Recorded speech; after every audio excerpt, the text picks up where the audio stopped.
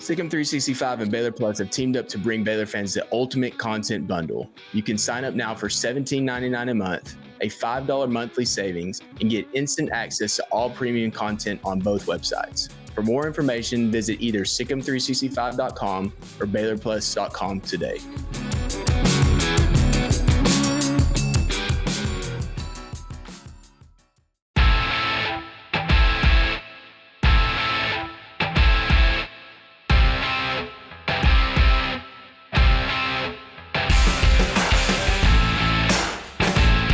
What's up, Baylor family? Welcome into Inside Baylor Sports, the official daily podcast of Baylor Athletics. It's time for our weekly visit with Baylor Director of Sports Journalism, Jerry Hill. Jerry, appreciate you coming on a day later than normal. I know we had a little bit switch up in our schedule this week, but hope everything's going well with you. I know you were out to a basketball game yesterday for the men's, and just kind of that, the layover type of season where you got football still kind of going on, basketball's really ramping up, volleyball just ended, and I want to talk about all those things, but I think it's most important to start with the announcement of the bowl game with Baylor facing LSU in the Texas Bowl. It's a really, really cool opportunity for Baylor to play LSU in Houston. Fans are really accessible. But initial thoughts on that game and what Baylor has coming up on December 31st. Colt, I think when you looked at the possibilities of, bowl destinations, bowl opponents, all of those things, I think this was best case scenario in my mind. I mean, and I'm talking about in terms of maybe even more so for the fans than the team and the players. But I think it's a great location for Baylor. LSU, I mean, they love being in Houston too. So I think it's great for both teams, great for the Baylor fans. And I love the matchup, Baylor against LSU, obviously a brand name. An SEC team, so you get a chance to, see how you stack up against them. Baylor has played a lot of SEC teams as it's worked out in its last how many ever bowls. So this is nothing new, but I do like being in Houston where you have a lot of fan base there, but then you can also travel down there pretty easily. So I love the matchup. Love the fact that it's, an afternoon game on New Year's Eve where, hey, you can play the game and then you can still party that night. So it's best case scenario in a lot of ways.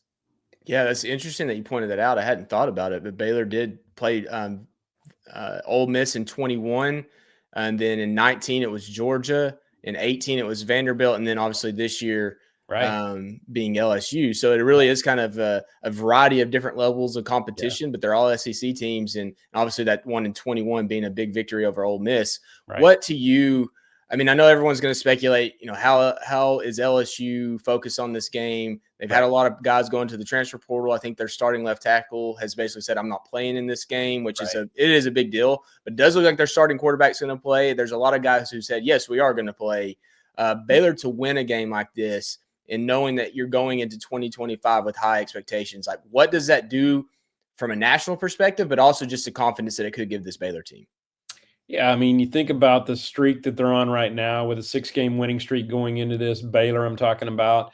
I mean, it just kind of, puts a great capper on this season. But I do think it kind of builds momentum going into next year.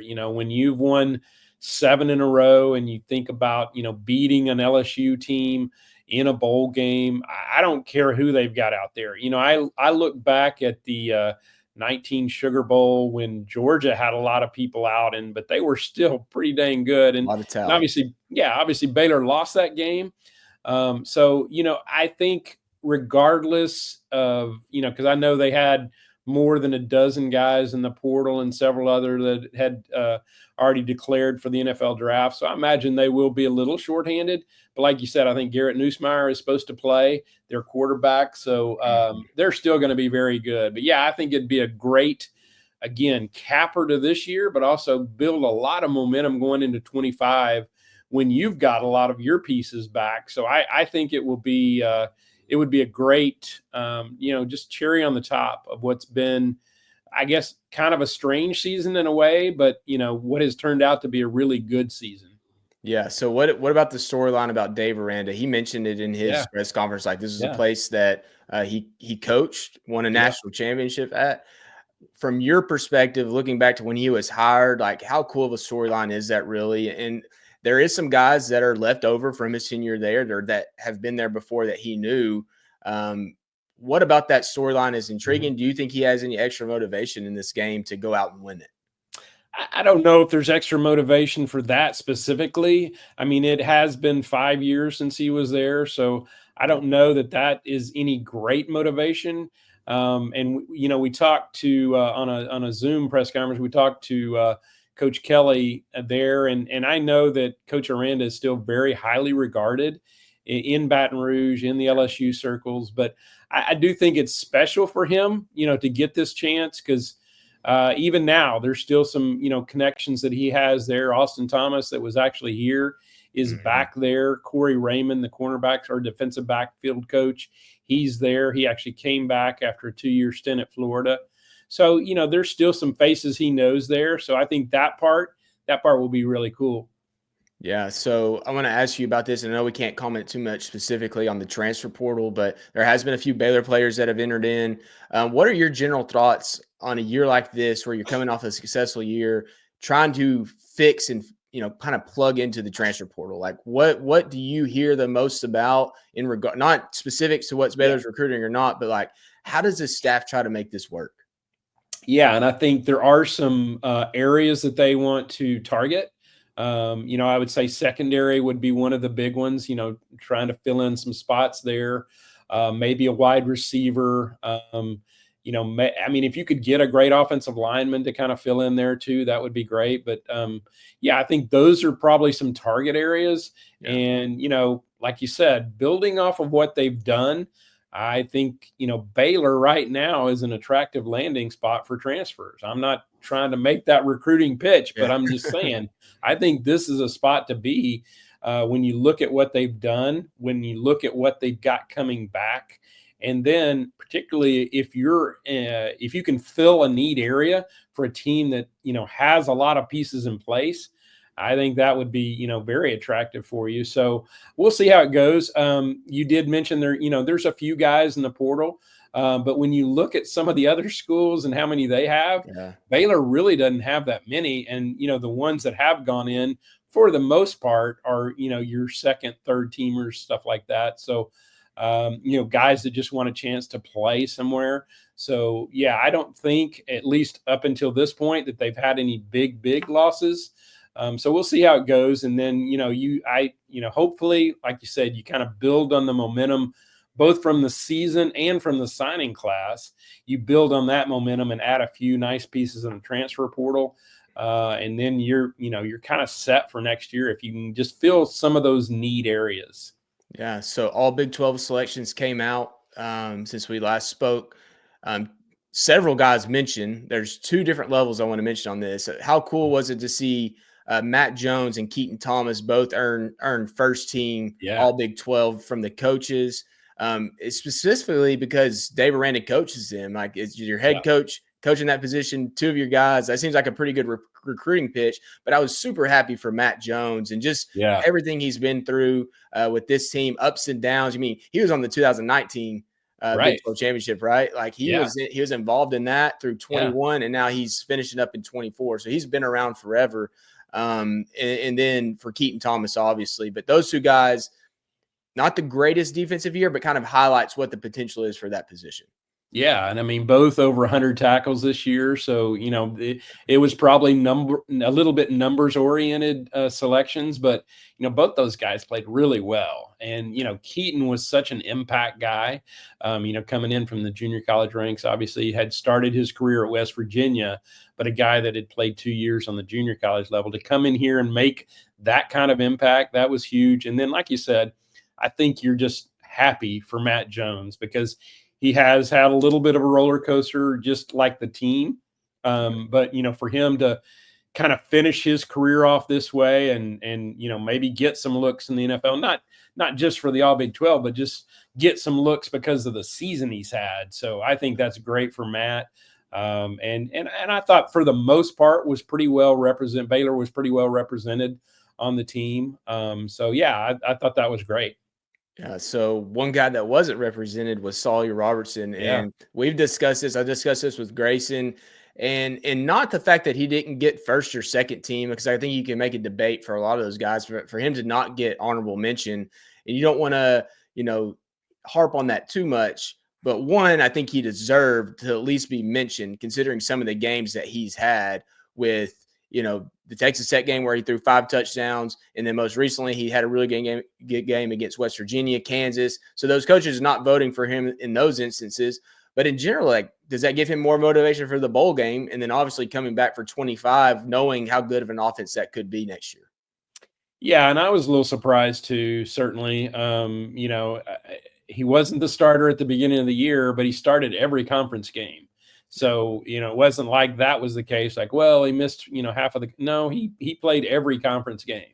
Yeah. So I was a little surprised by that. Now, this was the coach's team, right, Colt? Coach's team, correct. Yeah. So, Joey McGuire, yeah, you saw what he did against you. So, but yeah, and I'm guessing they just vote first and second team. So you've got to be mentioned on that. But with his numbers he put up and how good a season he had, yes, I am very surprised that he wasn't even honorable mention on the All Big 12.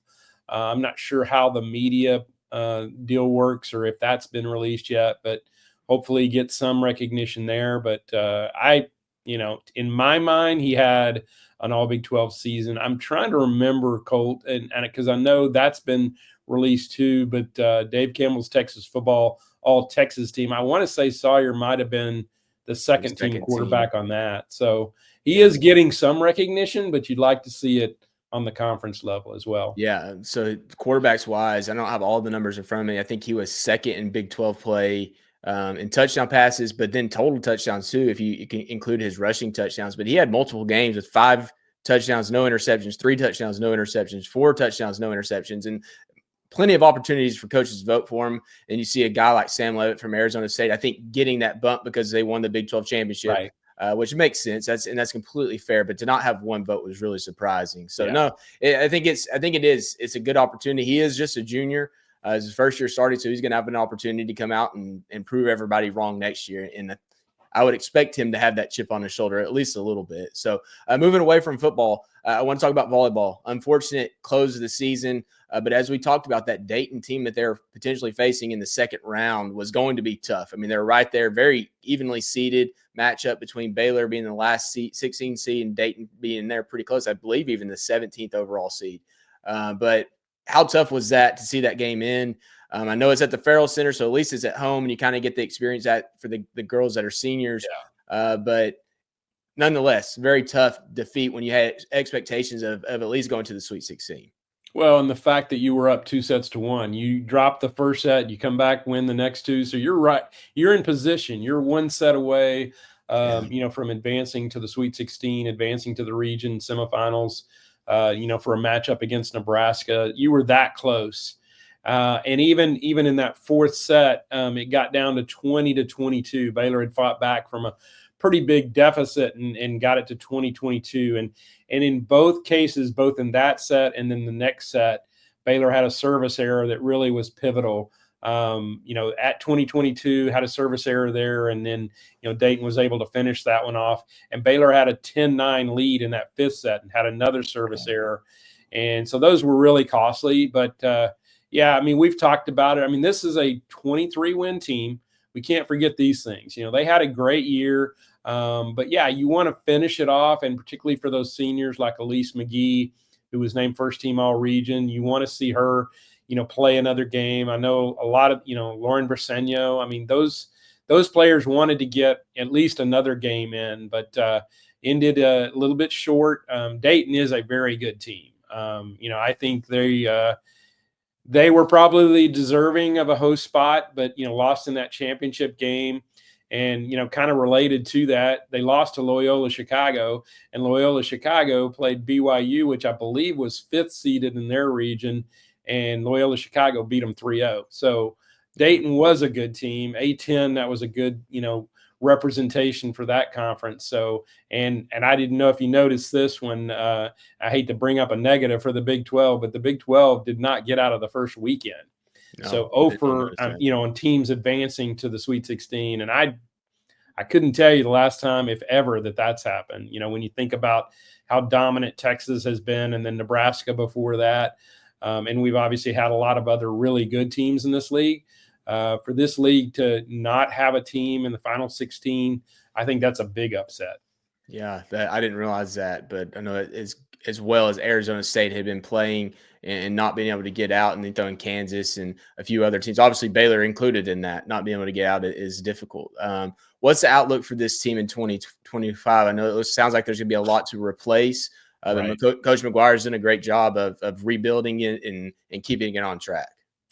Yeah, I mean, obviously you have some good pieces coming back with Ali Check. Ali had a great, game in that second round. She had 21 kills and 6 blocks, I believe. So she really had one of her maybe best career games. She's a opposite side hitter that will be back. Kendall Murphy will be back.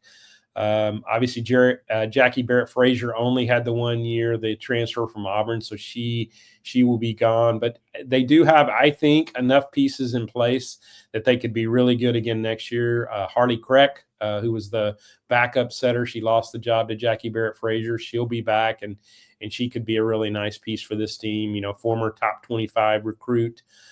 So yeah, I think they're going to have enough pieces in place, and I'm sure Coach McGuire will try to add some either through the transfer portal or through recruiting, where they're kind of right back in that same place again, and hopefully being able to contend for a Big 12 championship next year.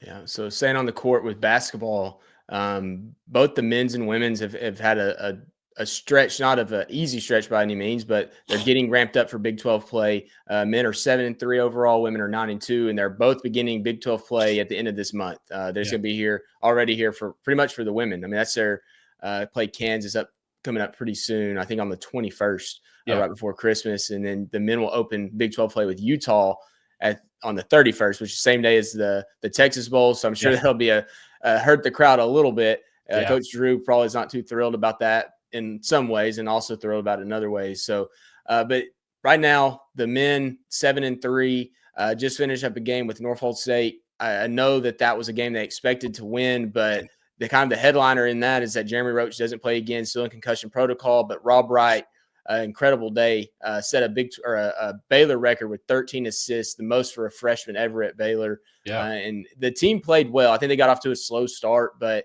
where is this Baylor team after that game? What were your takeaways from that game? And then they're going to have a long break before playing Arlington Baptist.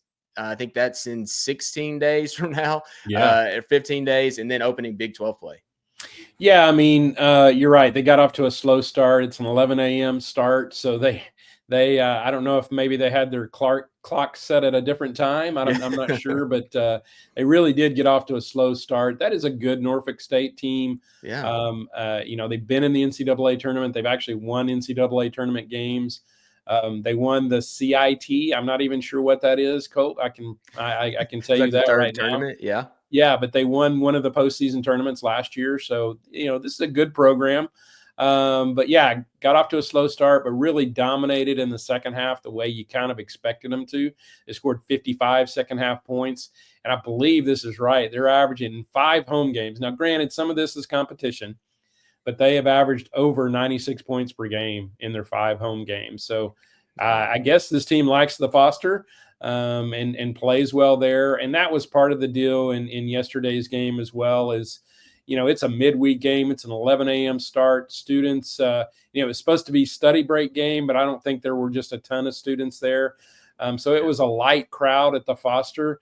And Coach Drew even talked about that post game that, when you come out and the Foster is packed and it's loud in there and stuff, the players feed off of that. But it was a pretty empty arena yesterday. So I think that may have played a little bit in the slow start as well.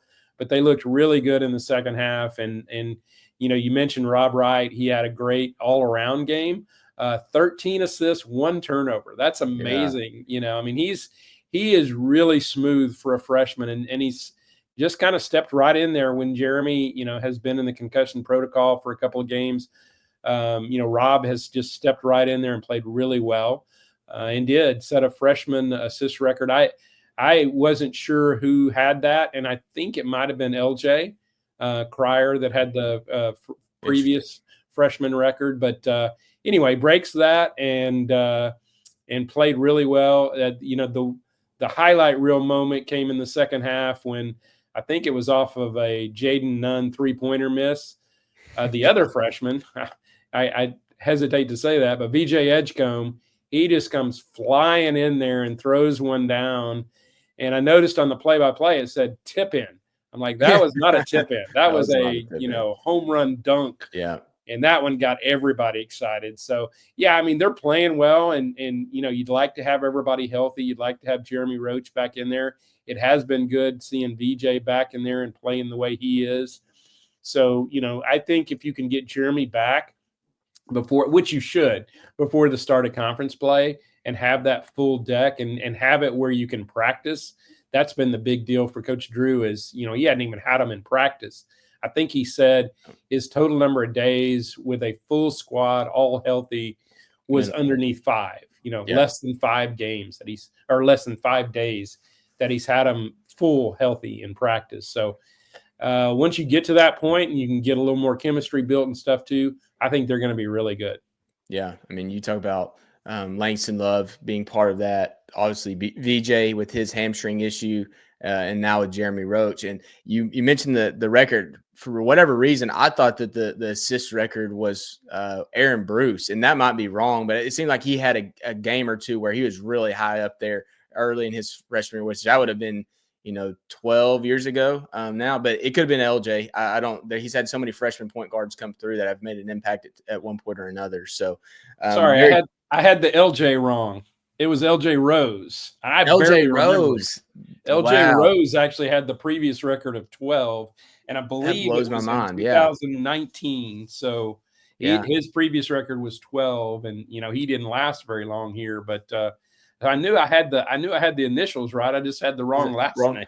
That's interesting. I remember LJ Cryer. I wouldn't even thought about LJ Rose, but yes, he was Leonard. I believe was his long version of LJ. Okay. And he was. I called him LJ as well, but yeah, he wasn't around the program too long. But the fact that he had that record until this point is interesting. So very, very.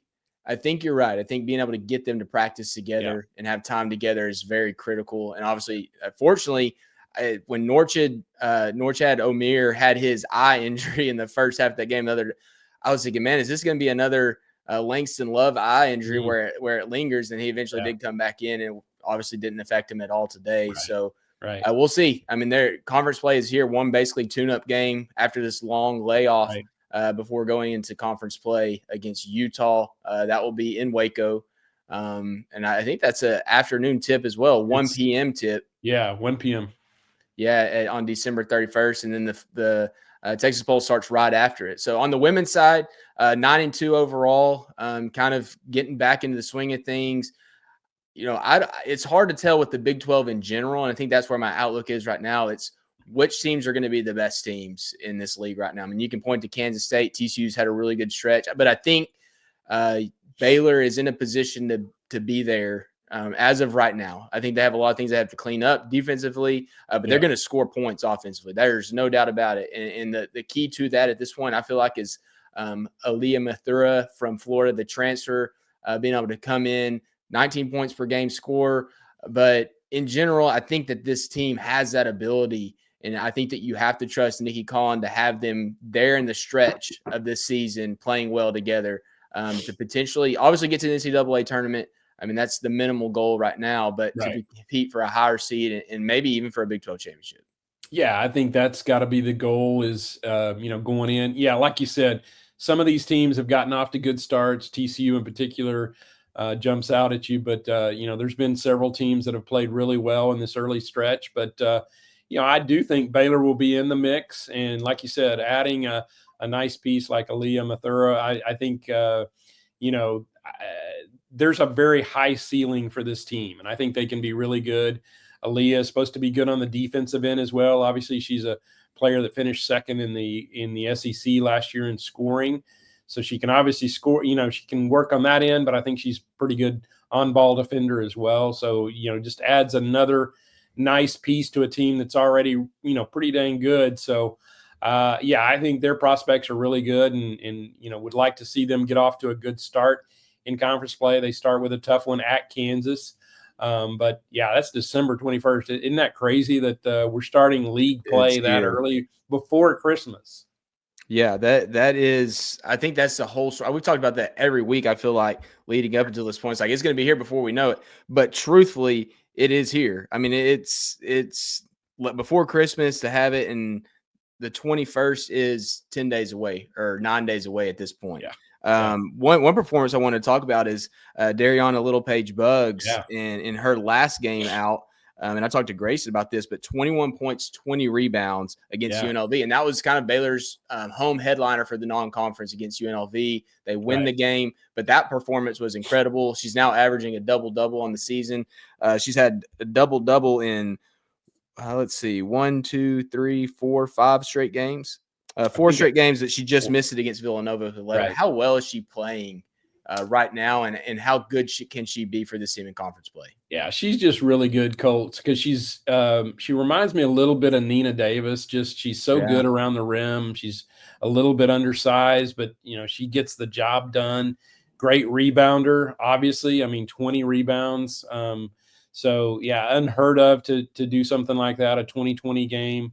I think they added a couple to them, but initially they said she was one of 6. I think she's one of 8 Baylor players that have ever had a 2020 in program history.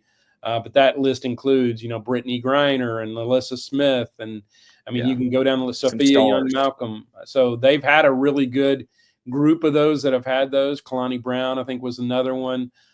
So yeah, she joins that list. So, she's in good company. I think she can be really good. She's developed her game. She's obviously better from outside than she used to be. Maybe needs to still improve on that 3-point shooting, but she's at least a threat out there. But she's so good, like I said, around the rim, and you get her in close or off offensive rebounds, she's going to make that shot. Yeah, so the junior, which is nice to say, she has another year to come back and play, but she's averaging 15 points, a career high, and 10.9 rebounds, also a career high. But she's also averaging a career high 1.7 assists, almost 1 block a game at 0.9 blocks per game. And you mentioned her three-point shooting. She's shooting 29%. But I think that she shot 0% before this year. So that's been a big step up for her actually shooting the ball from outside. Free throw wise, 73%. But yeah, I mean, if she carries that through Big 12 play, you're talking about an all conference performer and someone that potentially leads Baylor pretty deep. And I was looking for her block shots. Oh, here they are. 0.9 and 1 steal per game. So she's kind of playing an all around game. And that's really encouraging to see. And you throw in Mathura to that mix with what they have on the perimeter. It seems like she could have a pretty good close to the season in Big 12 play. So any final thoughts about this last week and everything that's forthcoming for Baylor Athletics? Yeah, and I would throw in, since you mentioned her blocks, I would throw in Bella Fauntleroy in that as well. Bella has really stepped up her defense. She's always been a good defender, but she's really increased her blocks a lot this year. She's become really good at that. I think she had a 5 or 6 block game one game. So you'd like to see her continue that. And maybe she struggled a little bit on the offensive end the last couple of games, but she's capable of it. So I like the way the team's coming together, and we'll see how it starts out with conference play on the 21st. Yeah, so Bella is actually averaging 1.9 blocks per game right now, and that's more than double her career average, and then averaging a career high in 6.3 rebounds per game as well. So they have the talent. There's no doubt about it. Anxious to see how they put it together for the rest of the season. So all right, Baylor family, that's going to do it for this episode of Inside Baylor Sports. As always, thanks to each of you for listening. For Jerry Hill, I'm Colt Barber. Have a great Thursday, and Sick 'em Bears. Sick 'em Bears.